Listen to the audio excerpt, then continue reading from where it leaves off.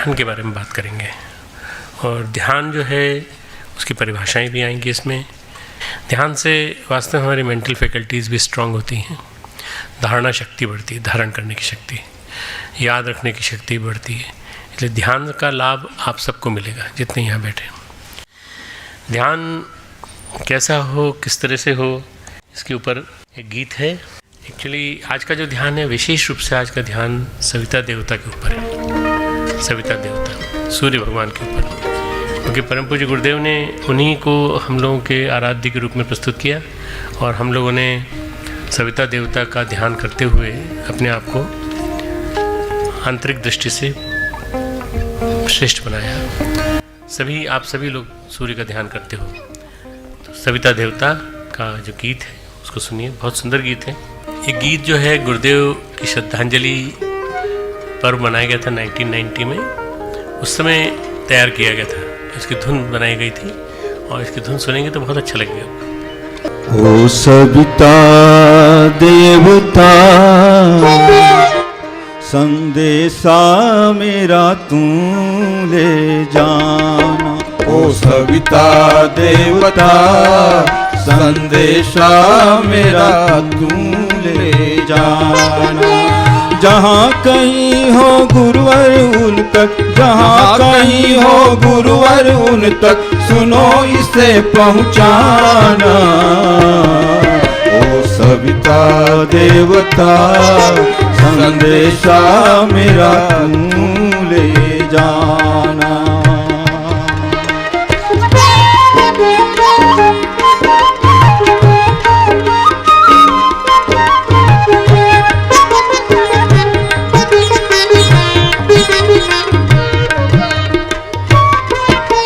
कष्ट दिया तुमको कि तुम्हारे ही सब जगह पहुँच है।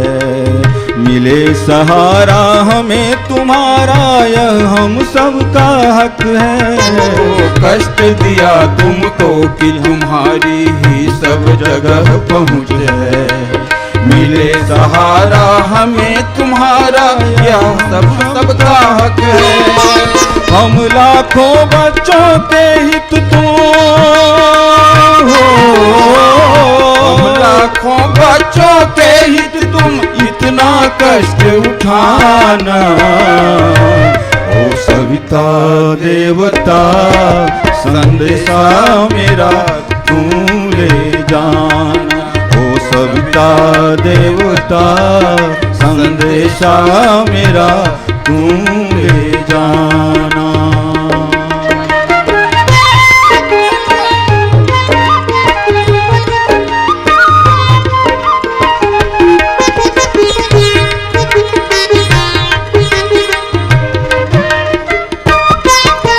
लक्ष्य पूर्ति हित साथ तुम्हारा हम हरदम पाएंगे।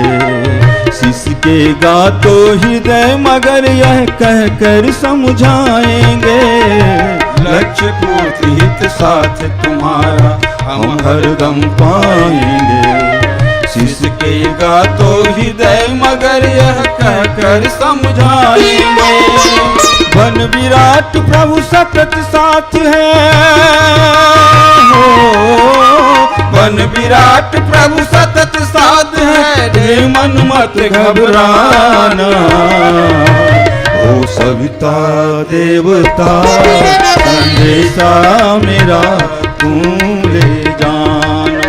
ओ सविता देवता संदेशा मेरा तू ले जाना।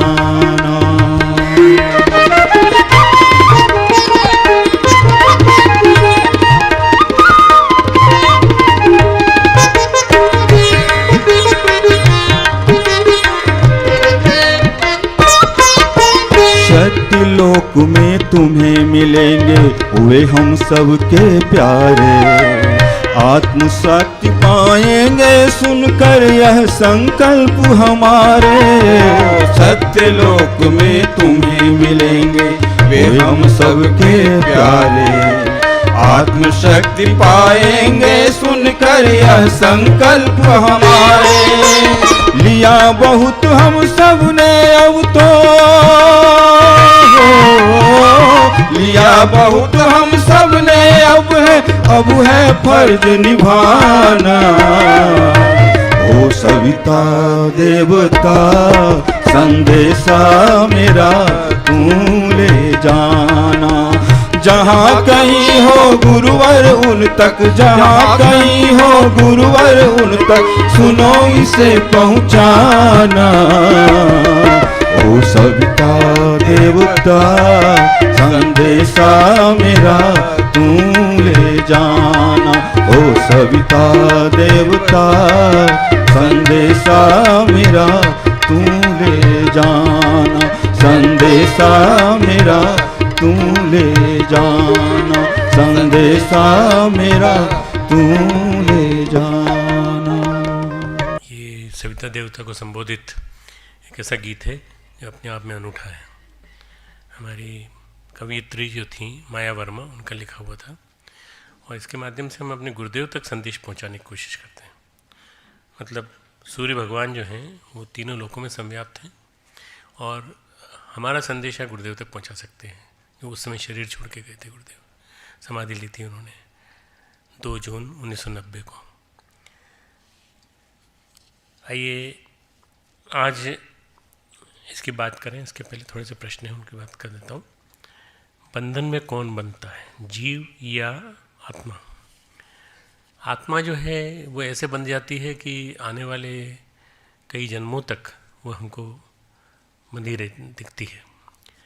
जीव जो है वो आत्मा का ही प्रतिरूप है एक प्रकार से। अच्छे बुरे कर्मों के फल को भी कौन भोगता है? अच्छे बुरे कर्मों के फल को सही अर्थों में वो भोगता है जो फिर से जन्म लेता है। जितने भी आते हैं हमारे भाग्य में कर्म, उन सबको हम जैसे जैसे निपटाते जाते हैं, करते चले जाते हैं। सत्कर्मों के माध्यम से दुष्कर्मों की काट ढूंढी जा सकती है। अच्छे कर्म करें तो बुरे काम जो किए हैं उनकी छाप मिटती जाएगी। धीरे धीरे हम जैसे जैसे सत्कर्मों का ग्राफ बढ़ाते जाएंगे, दुष्कर्म कम होते चले जाएंगे, हमारे जो बुरे कर्म। पर ये नेगेटिविटी जो है उनकी वो बनी रहती है। उसको कैसे मिटाएं? जितना ज़्यादा हम अच्छा कर सकें, जितने ज़्यादा अच्छे कर्मों की फसल बो सकें, उसी के माध्यम से। तो कौन भोगता है? आत्मा भोगती है, आत्मा। और ये आत्मा जो है अनवरत चल रही है। आत्मा पथिक है, शरीर सराय है।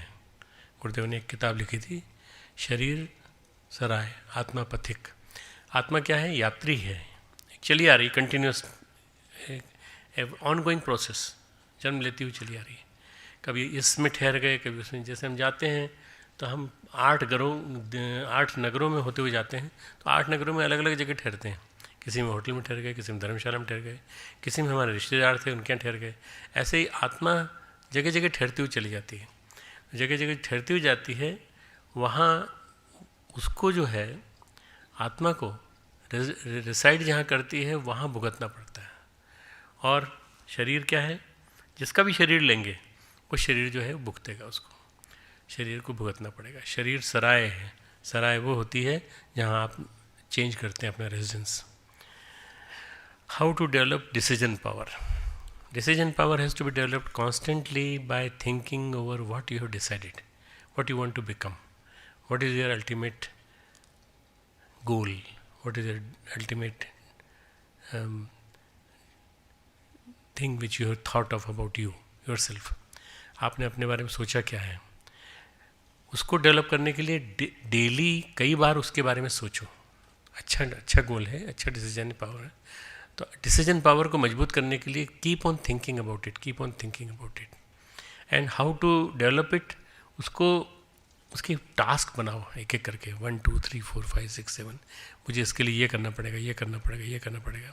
तो कौन करता है ये हमारी आत्मा, ये हमारा मन ये करता है। थोड़ा सा गीता में अलग मैन्यू सेंस में है ये, पर मैं बस सुना देता हूँ। आत्मा ही हो आत्मनो बंधु, आत्मनिरूपो आत्मना, उद्धरेद आत्मानम नात्मानम उसादेत। उद्धरेद आत्मानम, अपना उद्धार स्वयं करो, कोई तुम्हारी मदद नहीं करेगा। तो कौन करेगा डिसीजन पावर लेने में मदद? आपका स्वयं का मन। तो मन को इतना स्ट्रांग बनाओ, मन इतना स्ट्रांग बनता चला जाए ग्रेजुअली कि आप अपने डिसीजन पावर को ग्रेजुअली इतना ज़्यादा रिवाइज़ करें कि अब जैसे कोई डॉक्टर बनता है तो ये सोच के बनता है कि मैं रोज़ इसके बारे में सोचूंगा, कोई इंजीनियर बनता है तो उसी के बारे में सोच के बनता है, और उसके अलावा भी कोई आपका गोल डिसाइड करते हैं तो उसके हिसाब से। पर जितना आप स्ट्रांगली सोचेंगे उतने ही आपके मैग्नेटिक पावर, अट्रैक्टिव पावर उसका बढ़ता चला जाएगा, और उतने ही अच्छे विचार, उतने ही वैसे समधर्मी विचार आते चले जाएंगे, तो उसके लिए पावर आता जाएगा, शक्ति आती चली जाएगी। महावीर जयंती की शुभकामनाएं। भाई आपको भी सबको महावीर जयंती की शुभकामनाएं। आज महावीर जी का जो भी कुछ है पर्व है आज, और महावीर जी के बारे में बहुत उदाहरण दिए मैंने। एक छोटा सा उदाहरण आज देता हूँ। महावीर ने मतलब चूँकि पिछले जन्म इस जन्म की कहानी है, पिछले जन्म में उन्होंने अपने राजा थे, अपने राज में सोए हुए थे कहीं पलंग पर, और शैया पाल यानी जो पलंग का देख रेख करता है, वो कहीं उनको पैर दबाते दबाते सो गया तो उन्हीं के बिस्तर पे सो गया। मतलब वो सोए हुए थे एक तरफ, और दूसरी तरफ उसका शैया पाल भी सो गया, मतलब आधा हिस्सा उसका ऊपर का हिस्सा। महावीर 2-3 बार बोले उसको, अरे भाई कौन हो तुम, कौन उठो यहाँ से। फिर उन्होंने घंटी बजा के बुलाया लोगों को, वो आए तो बोले इसके कान में खूंटे गाड़ दो, इसके कान में खूंटे गाड़ दो। सुनता नहीं है और यहाँ सो गया, मेरी बात को सुना नहीं इसने, और ये गलती इसने ये की कि राजा के यहाँ इसने गलत काम किया। अब ये तो कर्म हो गया, कर्म तो महावीर के हाथों हुआ, महावीर के कर्म के लेखे जोखे में लिखा गया। अगला जन्म जब आया तो महावीर समाधि लेने गए। जब समाधि ले रहे थे, समाधि की स्थिति में पहुंचते थे तो बार बार रुक जाती थी समाधि, अटक जाती थी। तो उनको फिर उसी समाधि की स्थिति में एक ख्याल आया कि कहीं कोई हमसे गलत काम तो नहीं हुआ है पिछले जन्म में, या इसी जन्म में हो गया हो, पिछले जन्म में हो गया हो। तो उनको याद आया कि हाँ, हमने अपने सर्वेंट को बुरी तरह से डांट लगाई थी, और डांट ही नहीं लगाई थी जब तक उसके कान में से खून नहीं आ गया, तब तक उसमें खूंटे गड़वाए थे। बहुत उनको याद आई, और याद आने के बाद बहुत परेशान हो गए। फिर उन्होंने अपने आप से पूछा हमें क्या करना चाहिए। उन्होंने कहा मुझे भी वही दंड मिलना चाहिए। बाजरे का खेत था, ज्वार का खेत था एक तरफ। ज्वार और बाजरा के जो खेत खूंटे होते हैं, वो जो स्टॉक्स होते हैं, जो बहुत पेने होते हैं, उनके बीच में बैठे हुए ध्यान कर रहे थे। इतने में एक उन्होंने इधर से पुकारना चालू किया, हे शैयापाल, मैं तुम्हारी आत्मा को पुकार रहा हूँ, तुम आओ, फिर से आओ, मुझे दंड दो। हे शैयापाल तुम आओ। इतने में वही शैयापाल ढूंढता आया, और उसने पूछा उनसे। अब वो बोल रहे हैं तो समाधि की स्थिति में बोल रहे हैं। उसने पूछा तुमने हमारे गाय बैल देखे? गाय बैल इधर से गए हैं, गाय बैल इधर से गए हैं। इन्होंने कुछ जवाब नहीं दिया। तो वो ज्वार के खूंटे लाया और बाजरे खूंटे लाया और उनके कान में डाला उसने, और ज़ोर से ठूंस दिया उसने उनके। जो कर्म का फल जो है वैसा के वैसा ही मिलता है, ऐसे कभी उदाहरण बहुत रेयर होते हैं, वैसा के वैसे ही मिला। उनके कान में से जैसे ही रक्त निकला, जो उनकी मेम्ब्रेन फटी, उसके बाद उनकी समाधि लग गई, ध्यान हुआ, समाधि लग गई। क्यों? क्योंकि कर्म का परिपाक हो गया, कर्म पक गया। ये महावीर के जीवन की एक बड़ी विलक्षण कहानी। और भी कई कहानियाँ हैं उनकी, पर महावीर जो हैं उन्होंने सबसे बड़ा जो हमको मंत्र दिया, वो दिया अहिंसा परमो धर्म। अहिंसा परम धर्म, अहिंसा परम धर्म है। उस अहिंसा को ही गांधी जी ने लिया और सबने लिया, पर अहिंसा कैसी होनी चाहिए वो भी उन्होंने बड़ा एक्सप्लेन किया था। इसलिए ऐसे अहिंसा वाले महावीर जयंती को हम प्रणाम करते हैं आज। ये कि लिखती है हमारी बिटिया, जब भी कुछ रचनात्मक सोचती हूँ तो उसके विपरीत होता है, जब मैं कुछ विपरीत सोचती हूँ तो वो सही हो जाता है। मैं किसी के लिए भी अच्छा सोचूं तो कैसे होता है विपरीत है, क्या करना चाहिए। बट कभी कभी कॉन्फिडेंस ऐसा हो जाता है कि कुछ सोचते हैं और हो जाता है वैसा। पर अगर आप अच्छा सोचोगे तो कभी गलत नहीं होगा। कॉन्स्टेंटली उसी के बारे में सोचोगे कि इसके लिए अच्छा होना चाहिए तो हमेशा अच्छा होगा। कभी कभी ऐसा हुआ होगा कॉन्फिडेंस। कन्यादान क्यों किया जाता है, इसको कोई और नाम दिया जा सकता है क्या? अब हमारे शास्त्रों में तो इसका नाम लिया गया है, पर कन्यादान के नाम को बहुत कुछ बदलने की वकालत चल रही है इस समय। ये कन्या का दान नहीं किया जाना चाहिए, कन्या का वरण होता है, किसी के हाथों वरण होता है, वरण होना चाहिए बजाय कन्यादान के। पर चूँकि पिता हैं और पिता कन्या को दे रहे हैं और वो ले रहा है, तो फिर क्या हो जाता है, वो दान की दी हुई चीज़ का उपयोग दुरुपयोग सब तरह की चीज़ हो सकती है। इसलिए ये शब्द बदला जाना चाहिए। गायत्री मंत्र हमारे साथ साथ बोलेंगे। ओम भूर्भुवः स्वः तत्सवितुर्वरेण्यं भर्गो देवस्य धीमहि धियो यो नः प्रचोदयात्। ओम गुरुर्ब्रह्मा गुरुर्विष्णु गुरुरेव महेश्वरः गुरु साक्षात् परब्रह्म तस्मै श्री गुरुवे नमः। मंडलाकारं व्याप्तं येन चराचरं तत्पदं दर्शितं येन तस्मै गुरुवे नमः। मातृवत् लालयित्री च पितृवत् मार्गदर्शिका नमोस्तु गुरुसत्तायै श्रद्धा प्रज्ञायता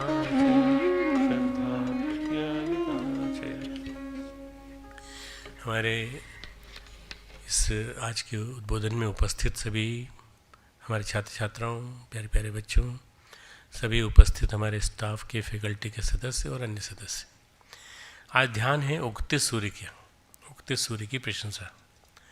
उगते हुए सूर्य का ध्यान है। ध्यान मन की एकाग्रता है। ध्यान की परिभाषाएं हैं, उनको सुनो। ध्यान मन की एकाग्रता है, ध्यान मन की स्थिरता है, स्थिर हो जाता है जब। मन हमारा बड़ा चंचल है। चंचलम ही मन कृष्ण प्रमाथि बलवत दृढ़म। हे कृष्ण, मेरा मन बड़ा चंचल है, प्रमाथि प्रमथन स्वभाव वाला, जबरदस्ती खींचने वाला, बलवत बलवान है, दृढ़म मजबूत है। मैं कैसे इसको मजबूत, ध्यान को कैसे लगाऊं, ध्यान लगता नहीं है। तो भगवान कहते हैं मैं जानता हूँ कि चंचल है, तो मन चंचल होता है, तो क्या करें। उन्होंने कहा अभ्यासेन तो कौनते वैराग्य से गृहते। अभ्यास से और वैराग्य से पकड़ में आता है, दो चीज़ों से। अभ्यास, डेली प्रैक्टिस करो, डेली जब मन लगे तब प्रैक्टिस करो। आप बैठे हो, गाड़ी में टाइम है आपके पास, खूब चुपचाप बैठे हो शांत, तो आप उस समय ध्यान कर सकते हो। ध्यान कभी भी कर सकते हैं, आँख खोल के भी कर सकते हैं, आँख बंद करके भी कर सकते हैं। मन की स्थिरता, मन को स्थिर बनाने की कोशिश करो।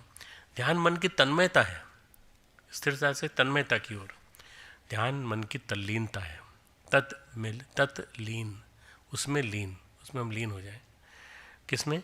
जो हमारा विषय वस्तु है उसमें।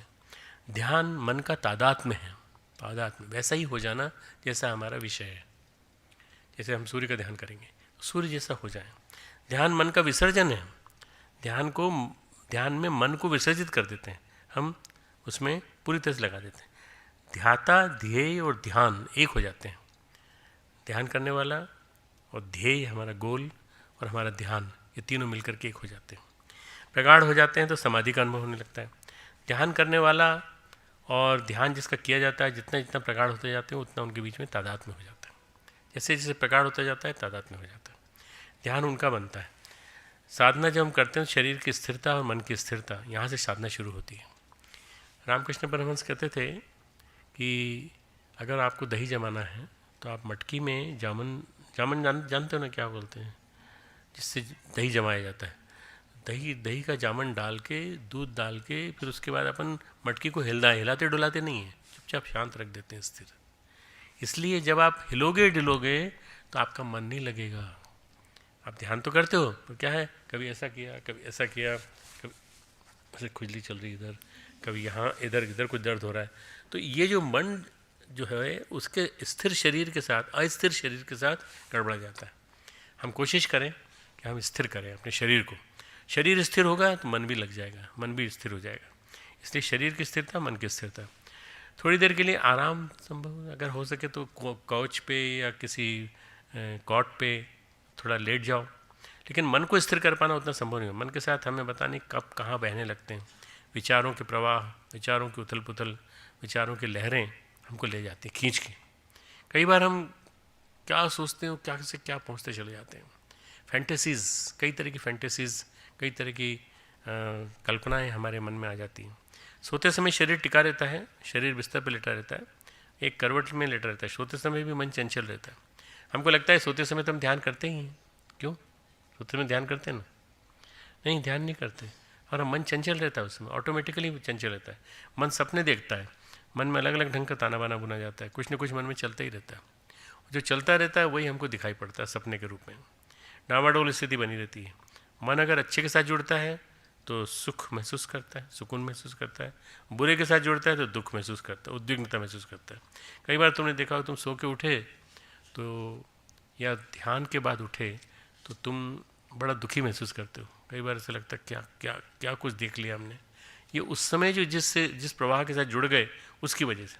अगर मन में तेज़ी से अचानक किसी नकारात्मक विचार का प्रवेश हो जाए तो आप दुखी हो जाते हैं, उद्वेलित हो जाते हैं। हमारे पास एक खबर आए, ऐसी घटना घट गई है, उस खबर से हम परेशान हो जाते हैं। खबर मिले कि हमारे किसी परिजन का एक्सीडेंट हो गया है, चोट लग गई है। फिर हमारे परिजन से जुड़े हुए इंसिडेंट्स हैं, जितने हमारे संस्मरण हैं, जितने घटनाक्रम हैं, वो सब हमको याद आ जाते हैं।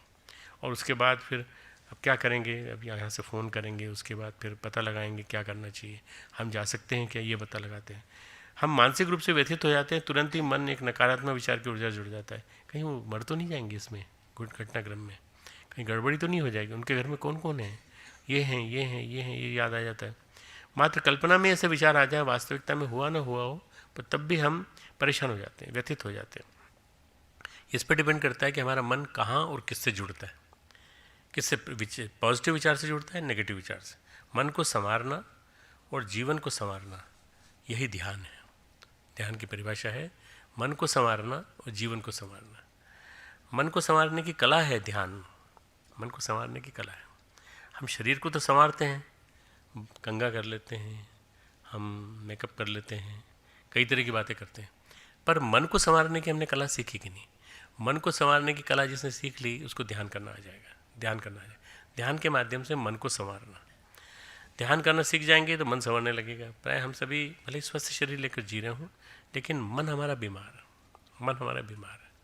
मन में कहीं ना कहीं हमारे कोई ना कोई कसक, कोई ना कोई पीड़ा, कोई ना कोई संवेदना की दृष्टि से नाजुक मोमेंट है, ऐसा आ गया है जिसकी वजह से हम बीमार हैं। शरीर की बीमारी का होके रहती है अगर मन बीमार है तो। आजकल एक डिसऑर्डर है साइकोसोमेटिक डिसऑर्डर। साइक यानी मन, सोमेटिक यानी शरीर, डिसऑर्डर यानी बीमारी। मन से शरीर का बीमार होना, मन से शरीर का बीमार होना। मन जरा भी दुखी है, मन जरा भी परेशान है तो हम मन की वजह से भी दुखी हो सकते हैं। इससे उल्टा एक और है सोमेटोसाइकिक डिसऑर्डर। अगर हमारा शरीर बीमार है तो उसकी वजह से हमारा मन बीमार हो सकता है। कितने तकलीफ होगी, इतने दिन से परेशान हैं हम, और हमारा मन जो है उसको सोच सोच के परेशान हो जाता है, सोमेटोसाइकिक डिसऑर्डर। तो आजकल साइकोसोमेटिक और सोमेटोसाइकिक इन दोनों डिसऑर्डर्स की बहुतायत है। और ये क्यों है? क्योंकि जैसे मन और सोमा यानी कि शरीर, जैसे छत का पानी, छत में कुछ दरार हो तो टपक के रिस रिस के कमरे में आने लगता है। मन जो है हमारे जीवन की, हमारे शरीर की छत है। मन हमारे जीवन की, शरीर की छत है, और उससे पानी टपक टपक के आ जाता है, उससे नेगेटिविटी टपक टपक के आ जाती है, रिस रिस के परेशानी हमारे शरीर में उतर आती है, चाहे बैकएक के रूप में, चाहे माइल्जिया के रूप में, चाहे हेडेक के रूप में, वो आएगी और हमको परेशान करेगी। पता ही नहीं चलता ये कब हो जाता है। फिर धीरे धीरे हमारी चिंता बढ़ती है, नींद आना कम हो जाती है, भूख लगना बंद हो जाती है, और हम वास्तव में सही अर्थों में कहा जाए हम चिंता सताने लगती है, हम एंग्जाइटी के पेशेंट हो जाते हैं। एंग्जाइटी कंटिन्यूस हमको हॉन्ट करती है, बराबर सताती है। हमारी चिंता हमारा अवसाद, हमारा विषाद। हमारी चिंता एंग्जाइटी, हमारा अवसाद, हमारा डिप्रेशन, हमारा पर विषाद, हमारा जो एगोनी, कब हमारी भूख खत्म कर देता है, नींद खत्म कर देता है, हमें पता ही नहीं चलता। 100 में से 99 इस तरह के मानसिक कारण होते हैं जिन्हें भूख और नींद उड़ने के, जबकि 100 में से एक कारण होता है शायद किसी शारीरिक कारण से भूख और नींद हमारी कमज़ोर बढ़ गई। मानसिक कारण से हमारी भूख बहुत ज़्यादा गड़बड़ाती है। मानसिक कारण क्यों, क्या हुआ, क्यों खाना क्यों नहीं खा रहे हो, एक आधी रोटी खाई हो वहीं चुप हो गए, क्यों? माँ कहती बच्चे से आज मन नहीं है, मन नहीं है। ऐसे क्यों बोलते हो, मन नहीं है? अरे भाई शरीर है ये, तो शरीर के लिए खाओ ना। नहीं, शरीर परमिट ही नहीं कर रहा है, हमारा मन ही नहीं लग रहा है खाना खाने में। भूख और नींद, जब नींद हमारी कायम होती है, भूख हमारी कायम होती है, तो भूख और नींद बरकरार रहती है। जब हमारा मन खुश होता है, जब मन खुश हो, प्रसन्न हो, प्रफुल्लित हो, ऐसा कुछ अगर हम कर सकें, मन की प्रसन्नता जिससे टिकी रहे, उसका नाम है ध्यान। मन की प्रसन्नता, sustained pleasing state of mind, sustained, टिकी रहे बिल्कुल कंटिन्यूस। कहीं दुखी नहीं होना, हंसो, हमेशा खुश रहो। दुखी क्यों रहते हो? नाम ही कोई दुखी राम रख देगा तुम्हारा, दुखी अबाई रख देगा तुम्हारा नाम कोई। क्यों दुखी होते हो? आखिर क्या बात है कि तुम दुखी हो जाते हो, बात बात में दुखी हो जाते हैं? किसी दुखी व्यक्ति से कोई बात भी नहीं करना पसंद करता है। प्रसन्न व्यक्ति से सब बात करना चाहता है, खुश रहता है सब बात करना चाहते हैं। आपने देखा होगा जो खुश रहता है उसकी 36 मसल्स, ये हमारे फेस में 36 मसल्स हैं, ये सारे रिलैक्स हो जाते हैं जो खुश रहता है।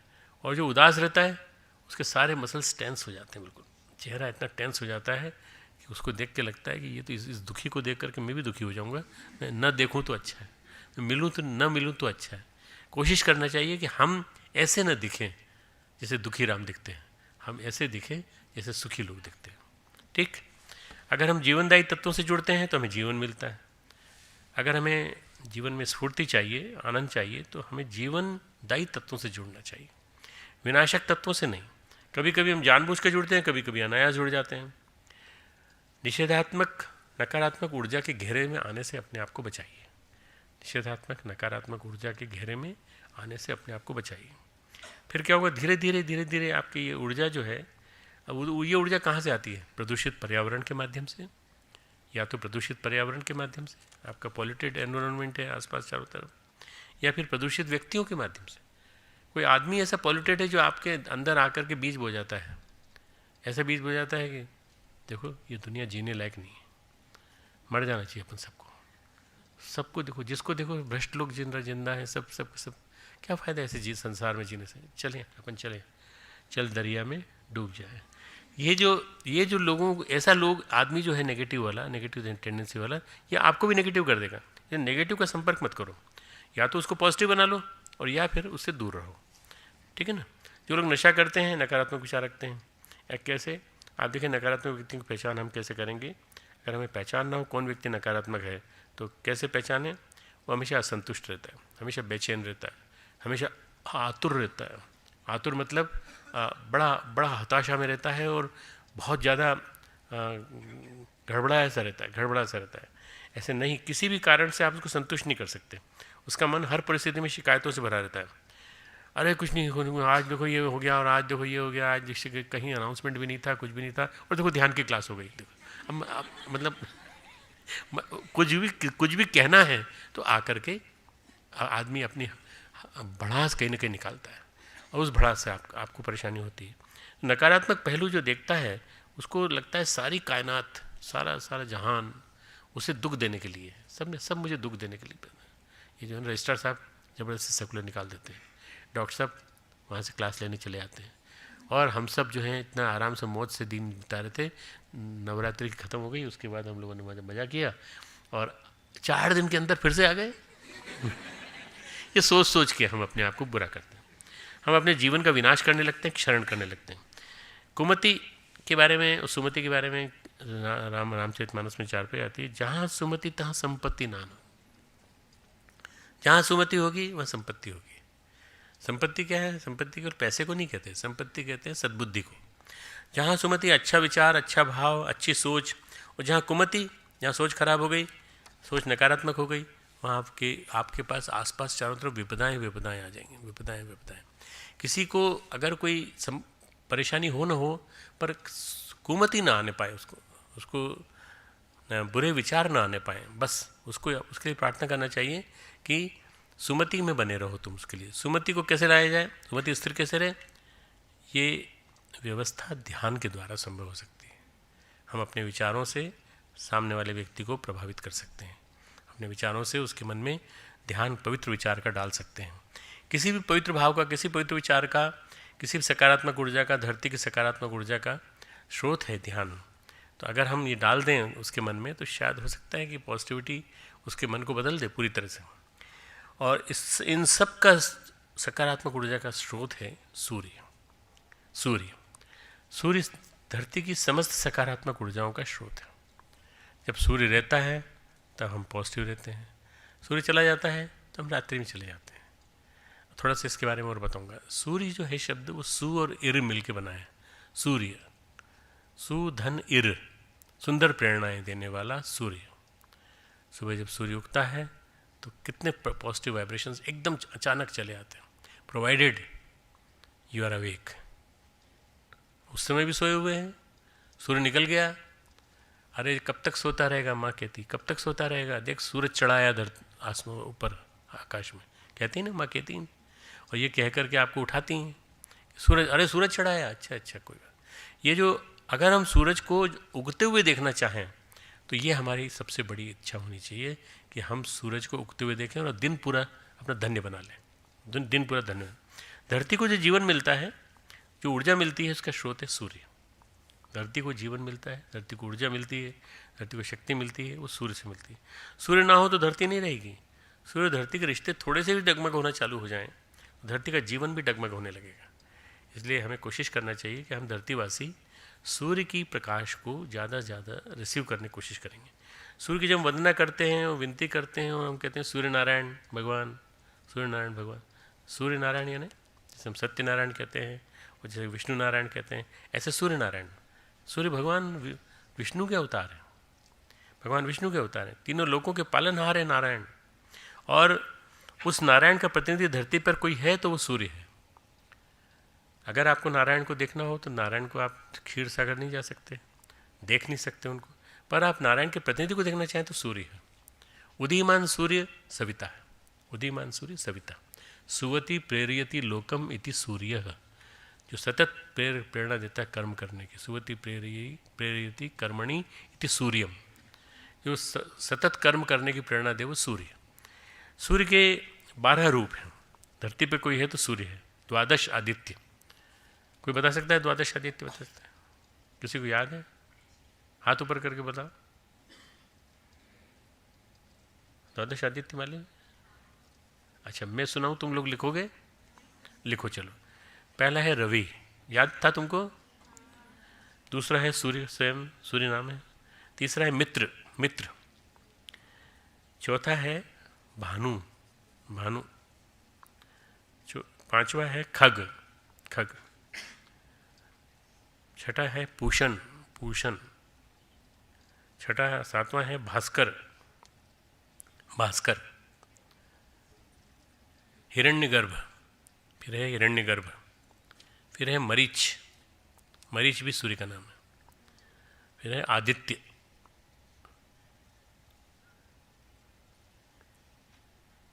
फिर है सवित्र, सवित्र। और फिर है अर्क, अर्क। अर्क नाम से एक जड़ी बूटी भी होती है जिसको अर्क कहते हैं हम लोग। वो सूर्य से कि उगने के साथ उसके अंदर प्राण आता है। और अर्क जो है बहुत बहुत ही कीमती औषधि है, बड़ी मेडिसिनल पावर वाली है। तो ये सूर्य के 12 नाम हैं। जिसने नहीं लिखे हों एक दूसरे से पूछ के लिख लेना वापस या सुन लेना, ठीक है। धरती जो है वो इन 12 रूपों का दर्शन करती है, पर जो सबसे पहला ध्यान स्वरूप है वो है सविता, सविता। जो उगते हुए सूर्य का नाम है वो सविता है। हम सूर्य भगवान हमारा संरक्षण करते हैं, हमें पोषण देते हैं, हमारा पोषण करते हैं, हमें विटामिन डी देते हैं, हमें बहुत सारी खुराक मिलती है सूर्य के माध्यम से, हमें ऊर्जा का दान मिलता है, ऊष्मा मिलती है, पवित्रता देते हैं, प्रखरता देते हैं। पवित्रता, प्रखरता, ऊष्मा, ये सब हमको सूर्य के माध्यम से मिलती है। प्रसन्नता देते हैं, जीवन देते हैं। सूर्य के आते ही हम प्रसन्न हो जाते हैं। ये बात अलग है कि दिन का सूर्य जो गर्मी के दिनों का सूर्य होता है बड़ा तेज होता है। अपने भारत हिंदुस्तान में सूर्य इतना प्रबलली निकलता है तो बहुत सुंदर निकलता है। उसके बाद धीरे धीरे प्रखर होता चला जाता है। गर्मी के दिनों में वैशाख के महीने में देखोगे, मैंने अमेरिका में भी देखा, कनाडा में भी देखा और साउथ अफ्रीका में भी देखा, सूर्य उगते ही इतना ज़्यादा प्रचंड हो जाता है कि आप देख नहीं सकते उसको। हमारे यहाँ आप सूर्य को देख सकते हैं, सूर्य में उगते हुए सूर्य को करीब करीब 10, 15, 20 मिनट तक देख सकते हैं आप। ठंड के दिनों में और ज़्यादा देख सकते हैं, देर तक देख सकते हैं। स्वाभाविक रूप से हम संपर्क में आना छोड़ दिया हमने सूर्य भगवान के, इसलिए हम सूर्य से दूर चले गए। सूर्य से दूर चले जाने का मतलब नहीं है हमें अब सूर्य दिखाई नहीं देता। हमने दीवारें खड़ी कर ली हैं अपने बीच में। हम जहाँ रहते हैं वहाँ सूर्य नहीं आता। वहाँ नहीं आता सूर्य, तो बाहर चले जाओ, छत पे चले जाओ, हमारी छत ही नहीं है, हमारी खिड़की ही नहीं है सूर्य की तरफ, तो और ऊपर ऊंची वाली छत पे चले जाओ, कभी तो जाके दर्शन करो। एक बार मैं कहता हूँ उगते हुए सूर्य का ध्यान करो, तो लोग पूछते हैं कैसा होता है, मैंने कहा उसको उगते हुए देखना पड़ेगा, जब तक तुम देखोगे नहीं तब तक पता नहीं चलेगा। और नीचे उतर जाओ, ज़मीन पे चले जाओ, वहाँ जाके देख लो पूरब की ओर। जीवन की प्रक्रिया, हमारी प्रणाली जो रिदम है हमारी, वो गड़बड़ाई रहती है सूरज के अभाव से। भारत की संस्कृति में, भारत की सभ्यता में एक सबसे बड़ा जो काम है सत्य का अन्वेषण हम लोगों ने जो किया था, उसमें सबसे बड़ी चीज़ थी जीवन प्रणाली, हमारी लाइफस्टाइल सूर्य की अभ्यर्थना से जुड़ी हुई थी। सूर्य की अभ्यर्थना, हम लोगों ने 3 संध्या रखी, त्रैकालिक संध्या, प्रातःकालीन संध्या, मध्यकालीन संध्या, सांध्यकालीन संध्या, शाम की संध्या। सूर्य की प्रातः संध्या, मध्याह्न संध्या, सायं संध्या, सूर्य की ऊष्मा और ऊर्जा के साथ हम प्रकाश की और आरोह अवरोह के साथ हम जुड़ते चले गए। ये संधि काल हमने सूर्य के साथ गहराई से जुड़ने का प्रयास किया। सूर्य जो है ये वास्तव में संधि काल में हमें गहन अंधकार से निकालने की प्रक्रिया संपन्न करता है, यदि हम ध्यान करें तो। बहुत पहले की बात है, नेशनल ज्योग्राफिक एक मैगजीन आती है, अभी भी आती है, आपके यहाँ भी आती होगी शायद यूनिवर्सिटी में, उसको पढ़िए। उसमें पढ़ेंगे तो मैगजीन में आपको मिलेगा, उसमें लिखा है अंतर्राष्ट्रीय पत्रिका में, वैज्ञानिक ने धरती पर जो कुछ भी है वो सब सूर्य का दिया हुआ है, वो सब सूर्य का दिया हुआ है। उन्होंने अपने शोध अनुसंधान के माध्यम से कहा है या तो प्रत्यक्ष सूर्य है या परोक्ष सूर्य है। प्रत्यक्ष सूर्य वो रहा जो दिखाई देता है, जब चला जाता है तो परोक्ष सूर्य हमारे साथ रहता है। और प्रत्यक्ष सूर्य की उपस्थिति ये है जहाँ चेतनता है वहाँ जीवन है, चाहे वृक्ष वनस्पतियाँ हों। फोटोसिंथेसिस सूरज करता है, कार्बन डाइऑक्साइड जब निकलती है वो सारी प्रोसेस को पूरा कंडक्ट कराता है। वो जीव जंतु हों वो भी उसके बिना जिंदा नहीं रह सकते, सूर्य के बिना जीवन नहीं जी सकते। परोक्ष सूर्य की उपस्थिति है जहाँ चेतनता नहीं है, जहाँ जड़ता है वहाँ पदार्थ है। पदार्थ भी प्रकारांतर से सूर्य की ऊर्जा से बने हुए हैं, सारे के सारे जितने पदार्थ हैं सारे सूर्य की ऊर्जा से बने हैं। तो इसलिए सूर्य हमारे जीवन में बहुत बड़ी भूमिका निभाता है।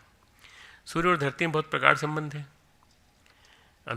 इसकी अनुभूति व्यक्ति का जीवन में बनी रहे, इसके लिए वैज्ञानिकों ने बताया बायोलॉजिकल क्लॉक।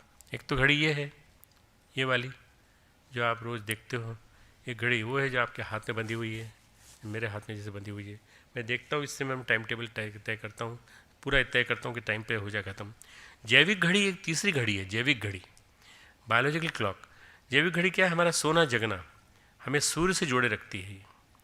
ये घड़ी को ऐसी नहीं जो हमारे कमरे में टिक टिक करती हो, ये हमारे जीवन में धड़कती है, हमारे हार्ट रेट, हार्ट बीटिंग, हमारी रेस्पिरेशन। जैविक घड़ी ऐसी चलती है, स्लो फास्ट गलत नहीं चलती। जब ये जिनकी घड़ी राइट टाइम देती है बायोलॉजिकल क्लॉक, वो क्या है, अपने आप ही उनकी नींद खुल जाती है। सुबह उठेंगे तो नींद अपने आप खुल जाएगी आपकी, और रात को सोना है तो आपको अपने आप नींद आ जाएगी जितनी बजे सोना है। कब सोते हो मुझे मालूम नहीं, कब सोते हो, कितने बजे सोते हो तुम लोग? 11 बजे, 10 बजे? तुम लोग 10 बजे? पक्का ईमानदारी से बोल रहे हो?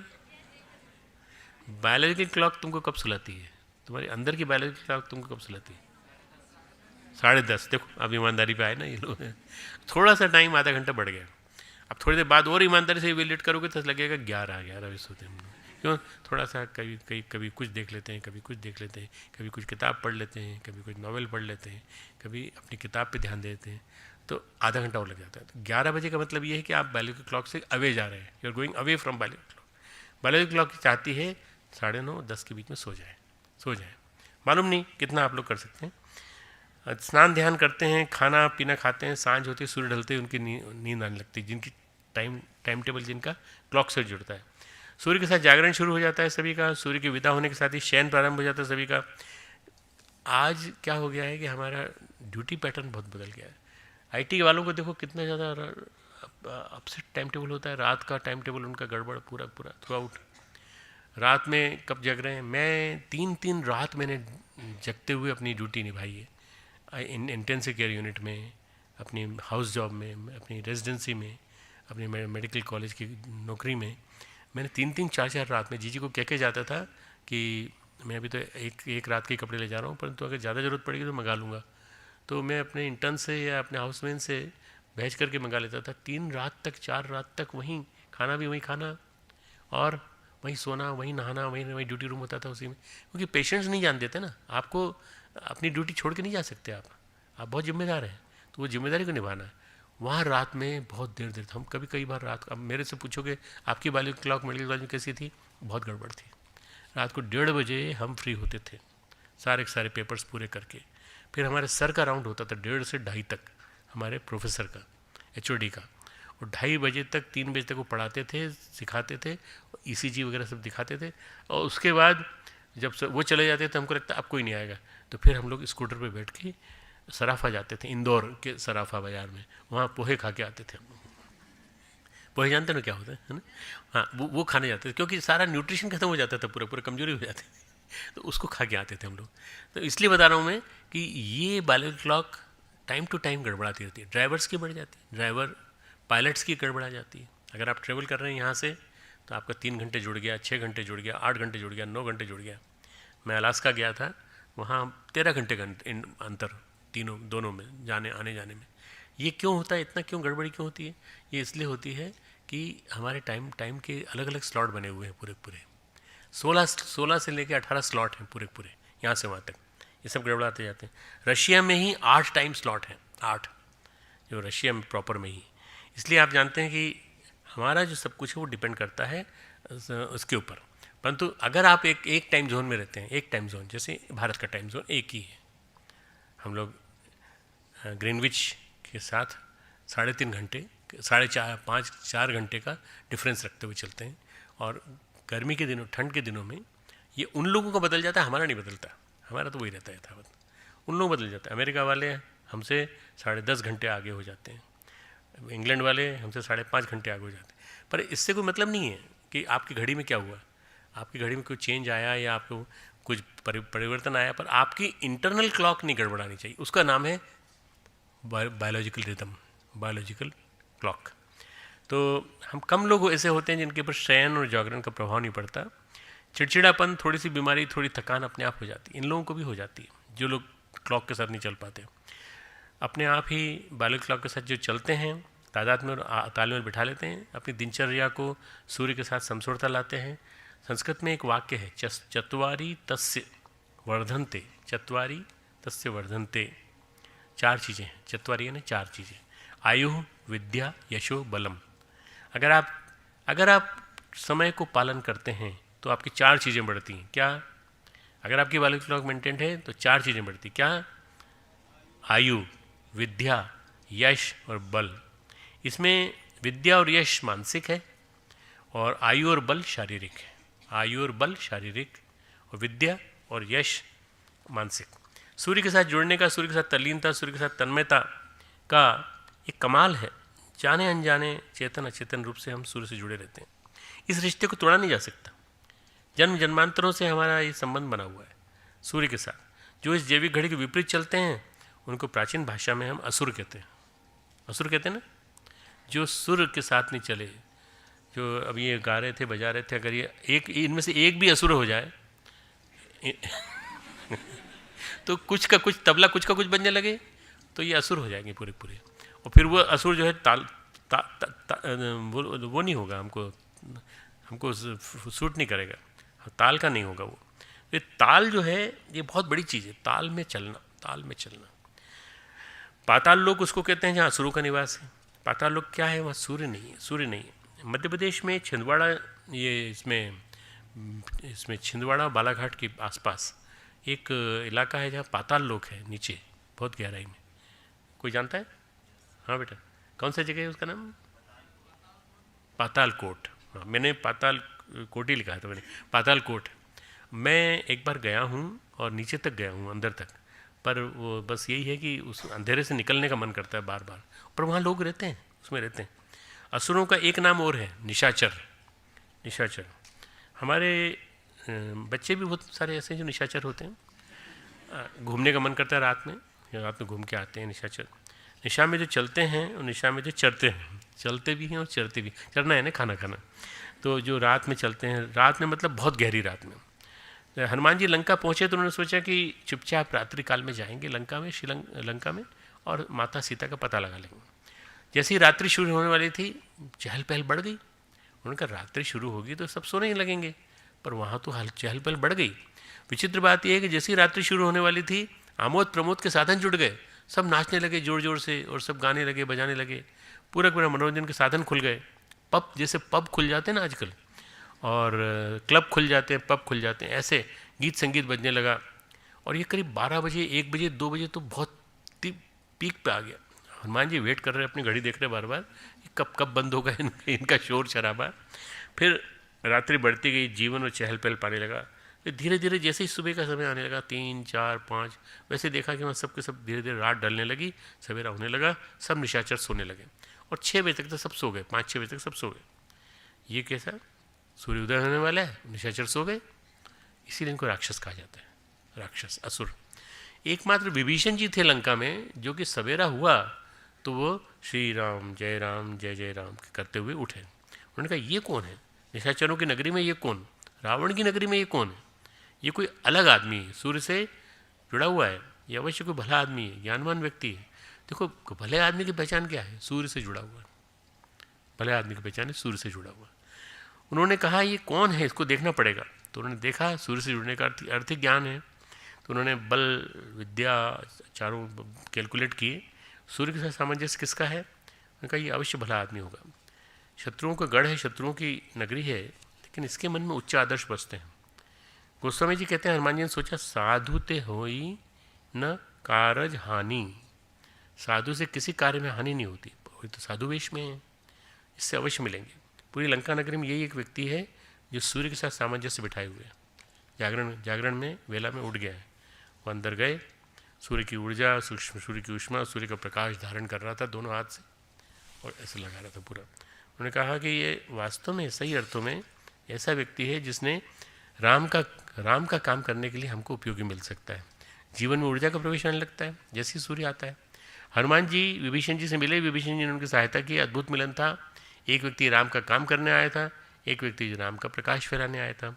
एक हनुमान सूर्य के शिष्य हनुमान और एक विभीषण सूर्य के साथ समसरता वाले। तो इस तरह से ये एक सामंजस्य बैठा तो विभीषण मिल गए उनको। कहते हैं धरती में बाद में कुछ ऐसा क्षण आया, कुछ ऐसा समय आया, कुछ ऐसा अंधेरे का समय आया जबकि लोगों को सूर्य उपासना से वंचित कर दिया गया, सूर्य उपासना से वंचित कर दिया गया। और ये अंधेरे का समय था। अंधेरे सूर्य उपासना का मतलब गायत्री साधना से वंचित कर दिया गया। गायत्री मंत्र सूर्य की उपासना का मंत्र है, सूर्य की साधना का मंत्र है। जो हम सूर्य की साधना करते हैं उसके लिए मंत्र की जरूरत पड़ती है, और वो मंत्र जो है वो इस अनुष्टुप छंद के माध्यम से, जो हमारा गायत्री मंत्र है उसके माध्यम से। खासतौर पर महिलाओं को, नारियों को नहीं, गायत्री नहीं जपेंगे, तो नारियों और नारियों स्त्रियों का वैदिक मंत्रों का उच्चारण नहीं करेंगे। उनके लिए एक प्रकार से काला युग आ गया, स्त्रियों की चेतना क्षीण होने लगी। वाल्मीकि रामायण में भगवती सीता संध्या वंदन करती हैं, संध्या वंदन के साथ साथ सूर्य के साथ जुड़ाव, संपूर्ण जीवन चेतना का, ये सब दिखाई पड़ता है। केवल ऐसा नहीं, शरीर स्वस्थ रहता है। लोग समझते हैं सूर्य के साथ जुड़ने में, सूर्य के साथ बैठने में विटामिन डी मिलता है, तो हम थोड़ी देर बैठ जाते हैं, आधा घंटा ठंड के दिनों में बैठ जाइए, पर हमारा मन भी स्वच्छ रहता है। सूर्य के साथ जुड़ने से हमारा मन भी स्वच्छ रहता है, शरीर में विटामिन डी जाता है, पोषण होता है। जैसे जैसे हम सूर्य से विमुख होते जाते हैं, जैसे जैसे हमारे जीवन में सूर्य की किरणों का संगीत थमता जाता है, वैसे वैसे हमारे जीवन में विसंगतियों का शोर बढ़ता जाता है। आप उदाहरण देखने की कहीं ज़रूरत नहीं है, आप दिल्ली चले जाइए, बॉम्बे चले जाइए, कलकत्ता चले जाइए, अहमदाबाद चले जाइए, पुणे चले जाइए, सब जगह आपको रात को 9 बजे बाद जो लंका में चल रहा था वो सब दृश्य वहीं मिलेगा आपको देखने को, सब वहाँ मिलेगा। रात जैसे जैसे बढ़ती जाती है वैसे वैसे बढ़ती जाती है, और 2-3 बजे तक, 4 बजे तक आराम से सब या तो डूबे होंगे अपने मोबाइल में, अपने फ़ोन में, या अपने कंप्यूटर में, या अपने लैपटॉप में, या फिर शराब में, या फिर डांस में, बेले में। ये जो जितने भी लोग हैं, इन लोगों ने सूर्य से विमुख जीवन जी रहे, इनका जीवन में जुड़ाव नहीं है सूर्य से। ध्यान का इसीलिए सर्वोत्तम प्रकार है सूर्य का ध्यान। ध्यान का इसीलिए सबसे बेस्ट अगर वैरायटी अगर हो सकती है कोई, वो सूर्य का ध्यान, वो भी उगते हुए सूर्य का ध्यान, उगते हुए सूर्य का ध्यान। कभी उगता हुआ सूर्य देखो, धीरे धीरे धीरे धीरे धीरे धीरे ऊपर आता, ऊपर नहीं आ रहा है, वो तो वहीं टिका हुआ है, धरती घूम रही, धीरे धीरे धरती घूम गई। सूर्य का उगते हुए सूर्य का ध्यान। नील गगन में जो सूर्य को उदय होते देखते हैं, अरुण सूर्य को, दूसरे जो साथ ही साथ अपने अंतर गगन में सूर्य को उदय होते देखते हैं। 2 गगन हैं, एक बहिर्गगन, एक अंतर गगन। उनके अंतर गगन में भी सूर्य उदय हो जाए, उगते हुए सूर्य की अर्चना अभ्यर्थना, उगते हुए सूर्य से जुड़ाव, ये हमारी संस्कृति है। हमारी संस्कृति है उगते हुए सूर्य के साथ हमारा संबंध होना चाहिए, जुड़ाव होना चाहिए। हम आर्य हैं। आर्य कौन? श्रेष्ठता के प्रतीक, श्रेष्ठता के प्रतिमान। आर्यों के जीवन का केंद्र क्या है? सूर्य। आर्यों के जीवन का केंद्र सूर्य है। अगर सूर्य है तो प्रकाश ही प्रकाश। सूर्य की उपासना अनेक मंत्रों से, अनेक सूक्तों से की गई वेदों में, परंतु सबसे महत्वपूर्ण मंत्र है गायत्री मंत्र। ओम भूर्भुवस्वः, 3 व्याहतियाँ। भूर्भुवस्वः तत्सवितुर्वरेण्यम, पहला भर्गो देवस्य धीमहि, दूसरा धियो यो न प्रचोदयात्, तीसरा। ये 3 उसके चरण हैं। परिभाषित करता है सूर्य को गायत्री मंत्र और प्रतिष्ठित करता है। गायत्री मंत्र का मतलब है मानव जीवन में सूर्य की प्रतिष्ठा। गायत्री मंत्र का एक ही अर्थ है। आपसे कोई पूछे गायत्री मंत्र क्यों जपते हो? भाई तुम गायत्री परिवार वाले क्या है, हो कैसे हो, क्या गायत्री क्या है आपको मालूम है? आप बोलना कि आपके जीवन में अंधेरा है, हमारे जीवन में प्रकाश ही प्रकाश है। क्यों? क्योंकि हम गायत्री का जप करते हैं। हम घरों में मंदिर बनाते हैं, पूजा स्थली बनाते हैं, पूजा के कार्य में कोई निषिद्ध कार्य नहीं करते। भगवान की उपस्थिति है यहाँ पर, इसलिए पूजा स्थली में बैठ कर हम कोई गलत काम नहीं करते। भगवान के मंदिर में बैठ कर किसी को जुआ खेलते देखा है आपने? वहाँ गायत्री मंत्र के बजाय वहाँ जुआ खेला जा रहा हो, ऐसा तो कभी कहीं नहीं होता होगा ना, कहीं नहीं होता होगा।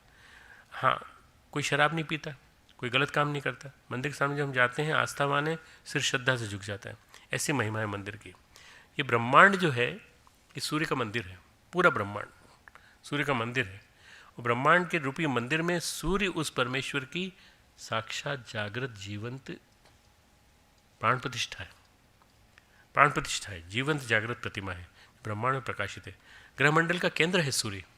ग्रहमंडल का केंद्र है सूर्य। एक वो है, मही देवस्य सविता परिष्टुति।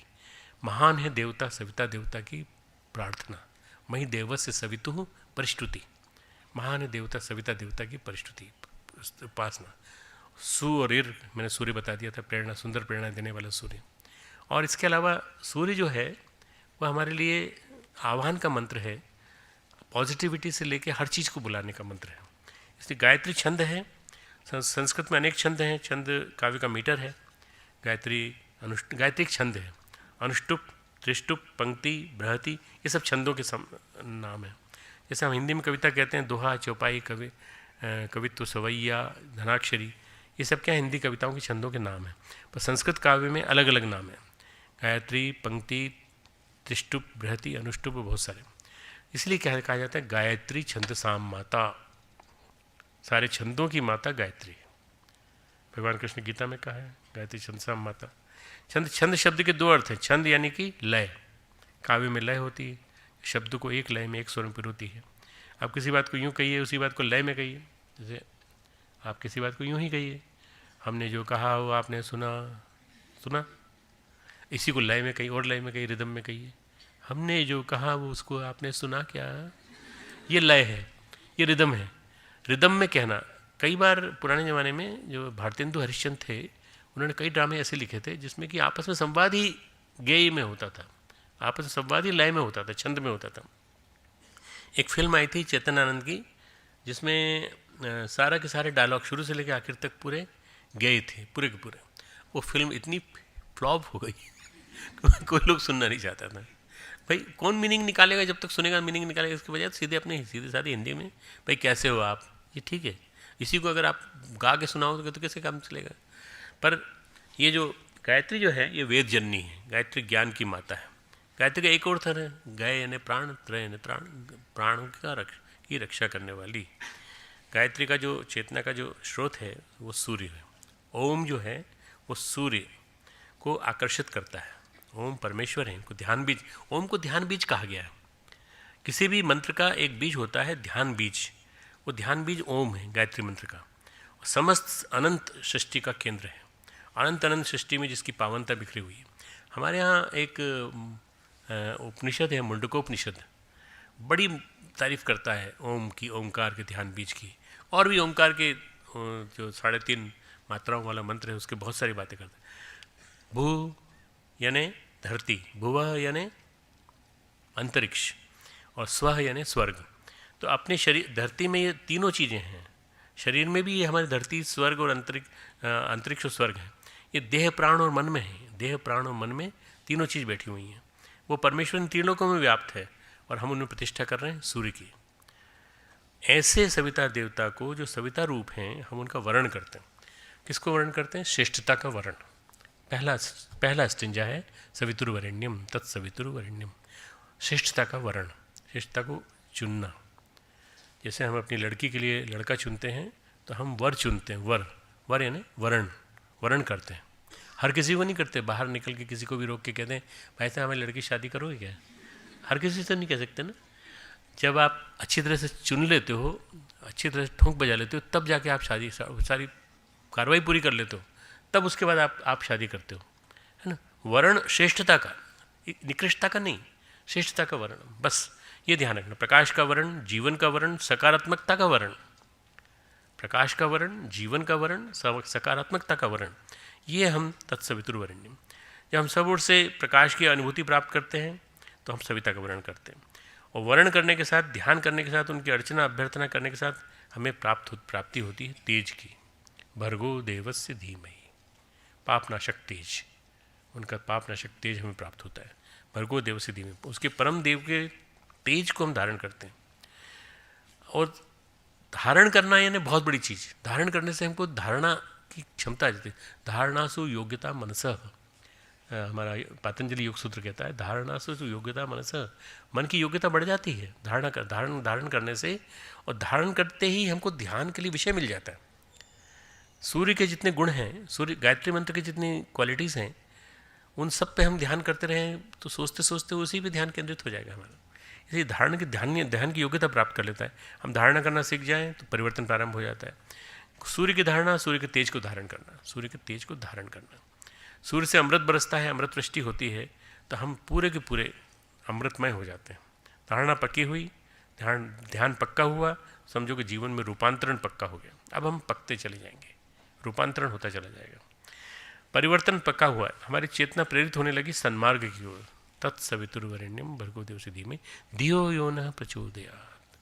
हमारी बुद्धि, हमारी चेतना सन्मार्ग की ओर चले, हमारी चेतना सन्मार्ग की ओर चले। सूर्य की उपासना का मंत्र है और वेदों का सार है।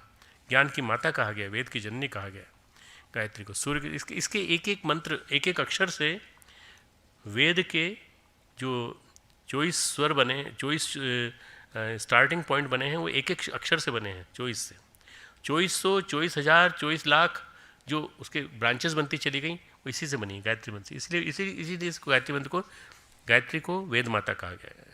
स्तुता मया वरदा वेद माता प्रचोदयंताम पावमानी द्विजानाम, ये सारा का सारा जो बताया जाता है वो इसलिए बताया जाता है। जैसे जैसे सूर्य की चेतना के साथ, सूर्य के भावों के साथ सामंजस्य बैठता है, जैसे जैसे हम उसके साथ अपने आप को तालमेल बिठाते हैं, we try to dilute our cells with this consciousness of the sun. हम अपने आप को कंसंट्रेटेड वे में सूर्य की चेतना के साथ हम घोल लेते हैं। रंगरेज कपड़े को जब रंग में डालता है तो कपड़े का रंग बदल जाता है।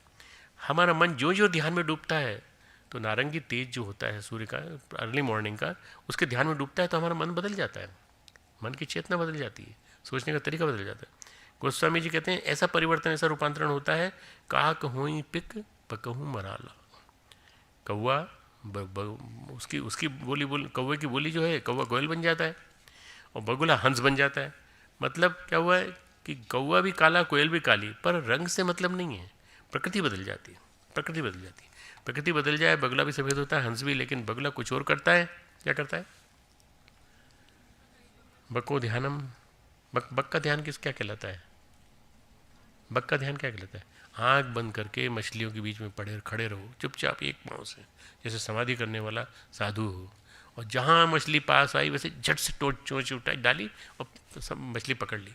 मछली को पता भी नहीं चल पाया ये कौन, ये तो हम तो इसको ऋषि मुनि समझे थे, अरे ये तो बदमाश निकला, हमारे एक साथी को खा गया। बको ध्यानम। जब कोई ऐसा बगुला ध्यान करता है ना, तो उसको ये कहा जाता है, ये बको ध्यान करते हैं।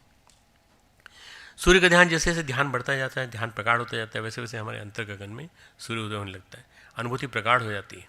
हमारे अंतर भावनाओं में सूर्य कितना प्रतिष्ठित हुए, इससे मतलब है। हमने कितने मंत्र जपे इससे मतलब नहीं है। देखो तुम लोग कभी मंत्र की गिनती से मत, मेरे पास कितने लोग ऐसे आते हैं जो कहते हैं हमने 40 लाख कर लिए, हमने 40 करोड़ कर लिए, हमने इतने करोड़ करने वाले हैं, ये करना। मैं कहता तुम कितने करोड़ कर लो, मन लगा कि नहीं तुम्हारा? मन लगा कि नहीं? मन उसमें एकाकार हुआ कि नहीं, गायत्री की साधना करते समय गायत्रीमय हुए कि नहीं, सूर्यमय हुए कि नहीं, नहीं हुए तो कोई फायदा नहीं। आप गिनती नहीं गिनती, भगवान के यहाँ कैलकुलेटर नहीं है, कंप्यूटर नहीं है, कुछ भी नहीं है। गायत्री माता के पास कुछ भी नहीं है कैलकुलेट करने के लिए। गायत्री माता के पास एक ही पैरामीटर है कि क्वालिटी वाइज कैसा था। सूर्य का ध्यान हमारे जीवन में प्रकाश का अवतरण लाता है। सूर्य के रथ में 7 घोड़े ऐसे कहा जाता है, सप्त रश्मियाँ हैं। यही किरणें जब हम ध्यान करते हैं तो हमारे चक्रों को प्रकाशित करती है। 7 चक्रों को प्रकाशित करती हैं ये सप्त रश्मियाँ सूर्य की। हमारे गायत्री मंत्र में 24 अक्षर हैं, तो हमारी 24 ग्रंथियाँ हैं हमारे शरीर में, इन 24 ग्रंथियों को प्रकाशित करती हैं। गायत्री मंत्र अंतर जगत का सूर्य है, सूर्य की प्रतिष्ठा है, प्राण की प्रतिष्ठा है। सूर्य का ध्यान, सूर्य की एकाग्रता जितनी गहरी, जितने प्रगाढ़, उतने ही हम बलवान, उतने ही हम तेजवान, उतने ही हम प्रतिभावान, उतने ही हम ओजस्वी, तेजस्वी, वर्चस्वी, ये सारी चीज़ें डेवलप होती चली जाती हैं जितना आप सूर्य को धारण करेंगे। सूर्य की साधना करने से एक और लाभ मिलता है। सूर्य की साधना करने के साथ साथ गायत्री मंत्र को जपने से 3-3 चरण में 3-3 अक्षर हैं। ओम भूर्भुवस्सुः व्याहति हैं, तत्सवितुर्वरेण्यम एक चरण, भर्गो देवस्य धीमहि दूसरे चरण, धियो न प्रचोदयात् तीसरा चरण। इसमें 3-3 ग्रहों, 3-3 चरणों से 9 ग्रह हमारे शांत हो जाते हैं। 9 ग्रह हमारे ऊपर आफत नहीं बरसाती किसी तरह की। किसी के जीवन में किसी के ग्रह की दशा खराब चल रही हो तो ये 9 ग्रहों की 9 ग्रंथियाँ प्रकाशित होने लगती हैं, आवरण नष्ट होने लगते हैं। इसलिए ये समझने की कोशिश करना कि जो मैं कह रहा हूँ ये बहुत महत्वपूर्ण है। सूर्य का ध्यान मल विक्षेप और आवरण को नष्ट करता है। सूर्य का ध्यान जीवन का ध्यान है। सूर्य का ध्यान जीवन का ध्यान है, सकारात्मकता का ध्यान है। उगते हुए सूर्य की प्रशंसा में जो सविता शब्द है गायत्री मंत्र का, उसमें भगवान ने कहा है, उसमें कहा गया तत्सवितुर्वरेण्यम। सविता सूर्य का वो रूप है जो उगता हुआ रूप है, उदयकालीन सूर्य। अरुण सूर्य को सविता में कहते हैं, क्यों? इसलिए कि उदयकालीन सूर्य सृष्टि को प्रसव देता है। प्रसविता सविता, प्रसविता सविता, प्रसव करने के कारण सविता। सूर्य इति सूर्य, प्रसविता सविता इति सूर्य, जो प्रसव करने के कारण। प्रसव जानते हो क्या होता है? प्रसव क्या होता है? बच्चा जन्म होता लेता है ना, वो प्रसव कहलाता है। लेबर, मदर जन्म देती है बच्चे को तो ये लेबर कहलाती है। लेबर लोगों ने, चूँकि उसमें बहुत थकान हो जाती है, इसलिए इंग्लिश में वर्ड ढूंढा गया लेबर, पर उसका जो वास्तव में सही नाम है प्रसव। प्रसव पीड़ा, प्रसव पीड़ा से निकलते हुए। तो ये कहते हैं कि सृष्टि को प्रसव देता है। सूर्य के उदय होने के साथ जीवन और जगत एक नया जन्म पाता है, उसको सविता कहते हैं। उदयकालीन सूर्य के उदय ने सूर्योदय को ने ज्ञानियों को आकर्षित किया। सबसे पहली बार जब देखा प्राचीन काल के ऋषि ने उगते हुए सूर्य को देखा, देखते गदगद हो गया। प्रकृति कितनी प्यारी है, प्रकृति कितनी सुंदर है, कितनी खूबसूरत है। फिर उसने सूर्य की अर्चना की, सूर्य को अर्घ्य दिया और उसके बाद सूर्य के साथ अपना संबंध जोड़ लिया, है ना। सूर्यदेव सहस्त्रांशो तेजो राशि जगतपति अनुकंपाय माम भक्त्या ग्रहण अर्घ्य दिवाकर। इसको आपके हजारों दिशाओं में इसको आप फैला दीजिए। जैसे पानी बरसता है तो शुरू में बूंदें हल्की होती हैं, धीरे धीरे जमने लगती हैं, भूमि भीगने लगती है, सिंचन होने लगता है और उस सिंचन के साथ भूमि की उर्वरता बढ़ जाती है। इसी तरह से सूर्य से जो अमृत बरसता है, सूर्य भी ऐसा ही है, सूर्य में से अमृत बरसता है। सूर्य में हम जो ध्यान करते हैं, सूर्य से एकाकार होते हैं, हमारे अंदर भी औरों को, अनेकों को प्रकाशित करने की, उन्हें जीवन देने की, उन्हें दिशा देने की क्षमता आ जाती है। हमारे अंदर औरों को जीवन देने की, हम जिस किसी को भी कहेंगे, अगर हम गायत्री मंत्र का जप करेंगे और गायत्री मंत्र को धारण कर लेंगे, आत्मसात कर लेंगे, तो हम दूसरों को कुछ कहेंगे तो वो हो जाएगा, सच हो जाएगा। हम प्रार्थना करेंगे तेरी माँ के लिए, तेरे पिताजी की तबीयत ठीक नहीं है, हम भी आज मंदिर में जाएंगे, प्रार्थना करेंगे। हम अपने घर में, अपने कमरे में मंदिर है, उसमें प्रार्थना कर लेंगे। तो चिंता मत कर, तू भी प्रार्थना कर, हम भी प्रार्थना करेंगे। कहते हैं संत जो हैं पारस पत्थर से भी श्रेष्ठ होते हैं। पारस पत्थर क्या है? केवल लोहे को सोना बनाता है। पारस पत्थर नया पारस नहीं बनाता, पारस पत्थर लोहे को सोना बनाता है। लेकिन जिस धातु को छूता है, लोहे को छूता है, सोना बनाता है। लेकिन पारस पत्थर पारस नहीं बना पाता। संत जो है वो दूसरे को भी संत बना देता है। संत जो है वो एक दूसरा पारस बना देता है संत के रूप में। और आप जो गायत्री के मंत्र से ऊर्जा आपने ग्रहण की है, ध्यान से जो तादाद में सूर्य का ध्यान के माध्यम सूर्य के साथ एकाकार हो रहा है, वो जीवन को सूर्य जैसा बना देता है। उनका जीवन सूर्य जैसा हो जाता है। इसलिए ऋषि कहता है यो असो सूर्य सो अहम अस्मि। ये जो सूर्य है, सो यो असो सूर्य, ये जो सूर्य है वही मैं हूँ। सो असो अस्मि, सो अहम अस्मि। ये जो सूर्य चमक रहा है, मैं भी वही हूँ। मेरे अंतर गगन में भी सूर्य है, बाहर गगन में भी सूर्य है। उसी का अंश, उसी का तेज, उसी के समान, उसी के अनुरूप। ऐसा है सूर्य का ध्यान। ऐसा कहा जाता है देवम भूत्वा देवम यजित, है ना। कहा जाता है ना, देव बनकर देव का यजन करो, देव का पूजन करो। शिवम भूतवा शिवम यजेत, शिव बनकर, कल्याणकारी बनकर शिव का पूजन करो। तो देवता बनकर ये करना पड़ता है। जो ध्यान करते हैं उनकी अपनी जैविक घड़ी पहले ठीक करनी पड़ेगी उनको। आपको अपनी जैविक घड़ी ठीक करनी, घड़ी गड़बड़ा गई, रेजोनेंस गड़बड़ा गया, स्लो फास्ट हो गया, तो हम ठीक कर लेंगे। पुराने ज़माने में मिल का सायरन बजता था, घड़ी मिला लो, सब घड़ी मिला लो, मिल का सायरन बजता था ना, तुम्हें याद है? तुम्हें शायद मालूम नहीं होगा, मिल बंद हो गई वो तुम्हारे ज़माने में तक, तुम लोगों के बड़े होने तक, तुम लोगों के इस यंग एज में आए हो तुम लोग, तो हमारे ज़माने में मिल का सायरन बजता था। उससे पता चलता था कि ये इतना बज गए, 9:30 का साइन बज गया, 9 बजे का सायरन बज गया। ये रेलवे की घड़ी है, रेलवे की टाइम टेबल बिल्कुल एग्जैक्ट चलता है। अब तो क्या है, मेरे पास ये इसकी घड़ी है एप्पल की, और ये मेरा जो फ़ोन है ये एप्पल का फ़ोन है, इससे मैच करके चलती, कभी भी 1 सेकंड भी इधर उधर नहीं होता। ये मेरे पास है इसलिए बता रहा हूँ, पर ज़रूरी नहीं कि सबके पास हो। क्या कर सकते हैं, हमेशा समय मिला लें, 24 घंटे में एक बार समय मिला लें। सही समय है कि नहीं, हम समष्टिगत समय के साथ मिल रहे हैं कि नहीं, चल रहे हैं कि नहीं।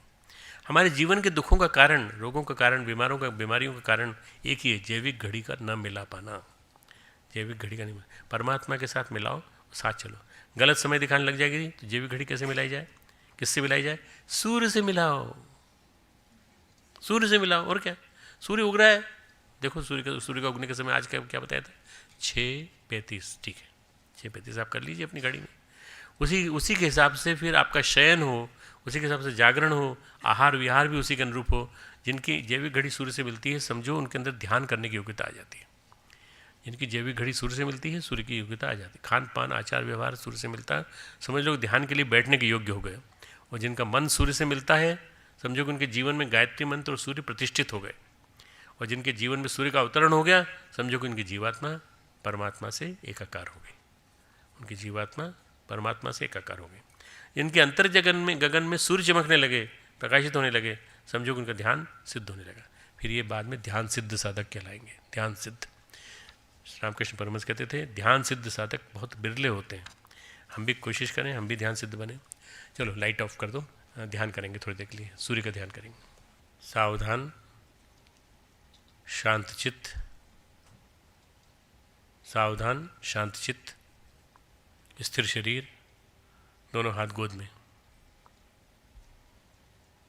दोनों हाथ गोद में।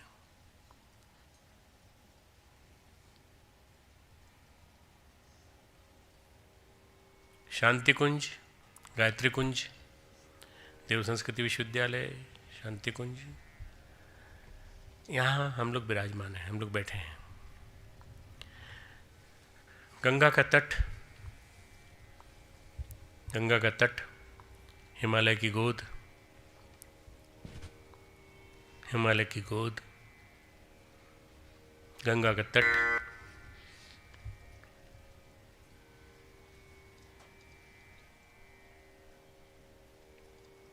गायत्री तीर्थ, सप्त सरोवर। गंगा 7 धाराओं में बट गई है। उस सप्त धारा में बटे हुए सप्त सरोवर के पास हम बैठे। गायत्री तीर्थ सिद्ध क्षेत्र, परम पूज्य गुरुदेव ने अगणित मात्रा में श्रेष्ठ साधकों के द्वारा यहाँ जप करवाया है। खुद जप संपन्न किया है, माता जी ने जप संपन्न किया है, देव कन्याओं ने जप संपन्न किया है। मैं ये मानता हूँ तुम सब भी अपने जीवन में कहीं ना कहीं गायत्री को अंगीकार करते हो। भले 5 माला करते हो कोई बात नहीं, 1 माला करते हो कोई बात नहीं, जितना करते हो उससे यहाँ जो जीवनचर्या है वो गायत्रीमय है, सूर्यमय, सूर्यमय। प्रातःकाल, प्रातःकाल, ब्रह्म मुहूर्त, ब्रह्म मुहूर्त, अंधकार का पलायन,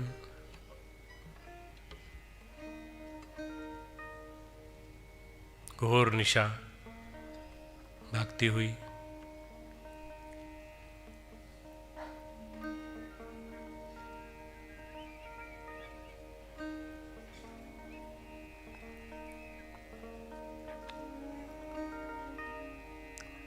पूर्व दिशा, पूर्व दिशा में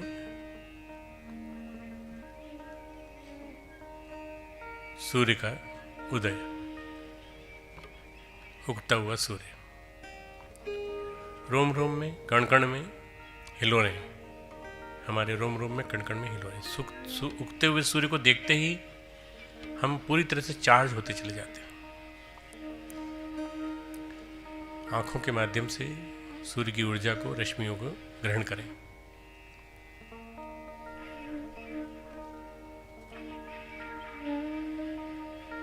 सूर्य का प्रकाश रोम रोम में, कण कण में।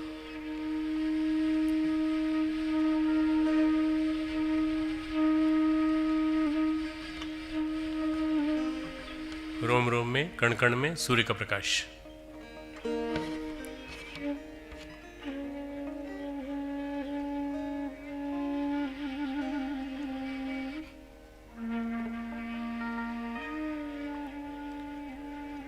चिड़ियों की चहचहाहट, प्रकृति का जाग उठना, पक्षियों का इधर से उधर जाना, वृक्ष वनस्पतियों में एक अलग उल्लास देखने में आ रहा है। गंगा का तट, गंगा के किनारा। हम बड़े सौभाग्यशाली हैं कि हमारे पास गंगा है।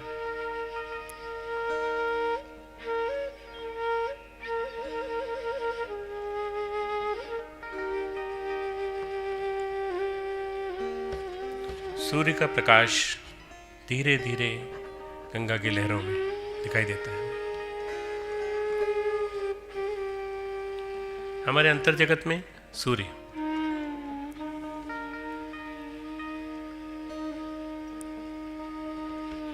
हमारे अंतर जगत में सूर्य, कण कण में सूर्य, अणु अणु में सूर्य, रोम रोम में सूर्य।